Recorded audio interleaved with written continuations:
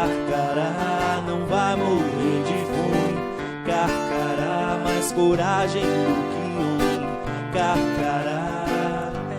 Nossa história de contradições começa quando o colonizador português, fruto de uma sociedade decadente, vinha buscar no Brasil o prestígio que só a posse da terra poderia dar. Homem de governo e cabedal, o português, agora grande proprietário de terras no Brasil, passa a dominar a política do Brasil colônia.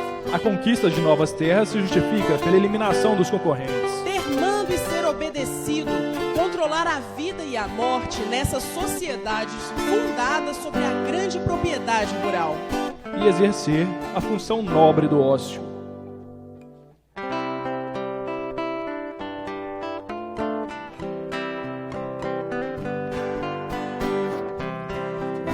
Fazenda é pra se gozar. Se eu pudesse, eu morava lá. Queria ser aquele fazendeiro deitado na rede de papo pro ar. Também queria que a maroquinha ficasse na beira pra me balançar. Ao estudar o meio rural no Brasil, a gente tem dificuldade em identificar documentos escritos, livros, feitos por camponeses, por pessoas socialmente excluídas do campo, porque o meio rural do Brasil, pobre, é analfabeto.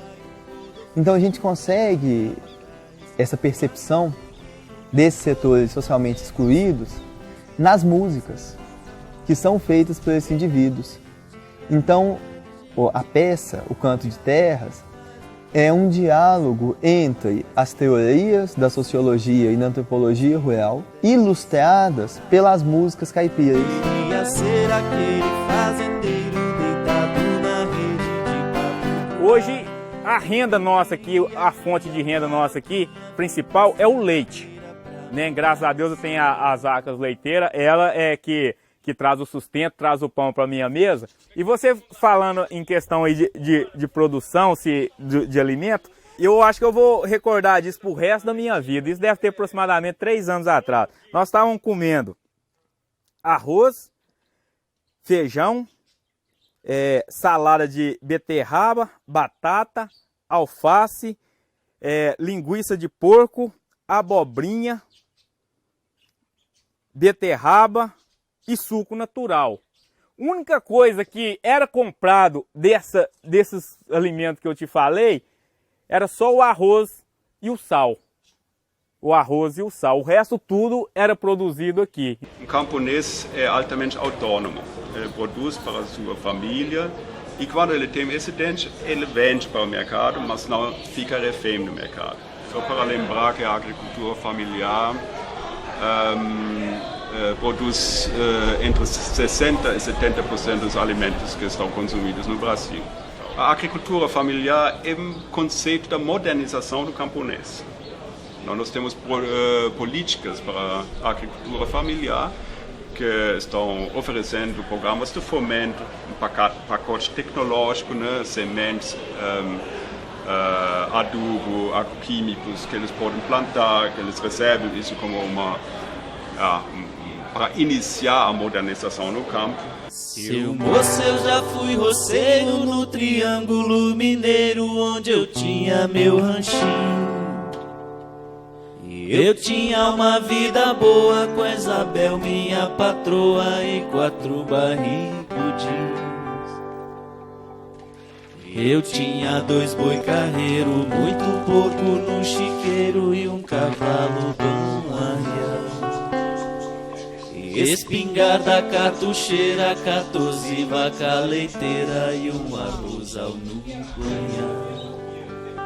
A literatura econômica ela utiliza a palavra, né, agronegócio familiar, ela tem utilizado, mais vinculado a essa questão dessa inserção que é crescente e desejável da produção familiar no mercado, né, cada vez mais ampla, no mercado cada vez mais amplo, no mercado cada vez mais globalizado, deixando de ser numa esfera mais local e passando a ser uma esfera mais, né, atingindo regiões mais distantes do local da produção, e também relacionado à existência de uma cadeia de produção desse produto familiar, E esse produto da agricultura familiar, ele é relacionado a outros setores, ele gera encadeamentos e ele tem inter-relações com outros setores importantes da economia. Nesse sentido, eu posso entender um agronegócio familiar. Aí, no caso, nós planta...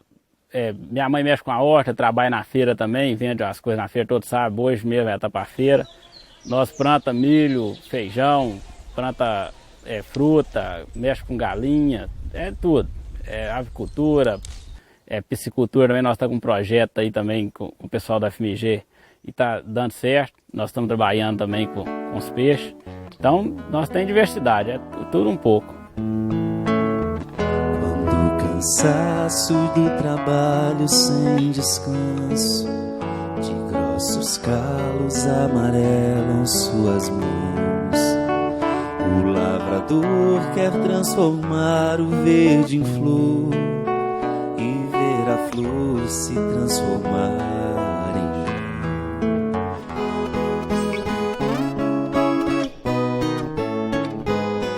Eu busquei o grupo de agricultura familiar depois de fazer matéria de extensão com o professor Matheus, justamente para tentar ajudar a fazenda e ajudar o meu pai. Isso foi marcante para mim, porque minha vida antes de fazer a extensão em matéria de Matheus e depois, porque eu consegui me incluir na faculdade e agora já descobri o que eu quero fazer da vida. E o que você quer ser quando você crescer? Você acha assim? O que você imagina? Veterinário. Mas por que você quer ser veterinário? Cuida dos bichos, coisa do tipo. Aí eu faço lá o curso de veterinário. Aí mesmo assim eu vou estar cuidando dos animais na roça, né? Isso, põe chapéu, fivelão, tira leite. Isso aqui eu posso sair de férias um mês e na hora que eu chegar tá tudo melhor do que eu deixei. A veterinária é um ramo das ciências agrárias. Então, o local de trabalho do veterinário, um dos locais de trabalho do veterinário é o meio rural. Entender as condições sociais desse meio rural é fundamental para que o técnico de campo, o veterinário de campo, possa atuar fora do nível da ingenuidade. Daí a importância em aprofundar o estudo nas questões de posse e uso da terra no Brasil. Carcará, quando vê roça queimada, sai voando, cantando carcará. O Brasil rural também tem outra cara. 1% das famílias, 47 mil empresas ou famílias dominando quase metade das terras disponíveis ao agronegócio. Na outra ponta do agronegócio, 4,4 milhões de famílias, 10 vezes mais, com menos de 24% das terras. Cerca de 30 empresas dominam todo o complexo agroindustrial: insumos, produção rural e distribuição. O Brasil é o segundo país com maior concentrações de terras do mundo. Perde apenas para o Paraguai, país de grandes fazendas brasileiras. Fazer sua caçada. Meu pai foi um dos pioneiros a estar vindo aqui pro assentamento. Ele até foi um dos que ajudou a reunir a turma para estar vindo. E quem desfrutava dessa fazenda aqui eram os fazendeiros ao redor. Nós viemos para cá pro assentamento, nós viemos em 98. Primeiro veio minha mãe, foi bem quase no final de 98. Aí nós ficamos mais ou menos 1 ano e 8 meses debaixo de lona, morando debaixo de uma reserva de angico. Aí até que saiu as terras, os lotes, as parcelas para o pessoal sair, trabalhar nas parcelas. Mas e nós tá aí, já lá vai para 16 anos nesse ano, que nós estamos já morando aqui dentro do assentamento.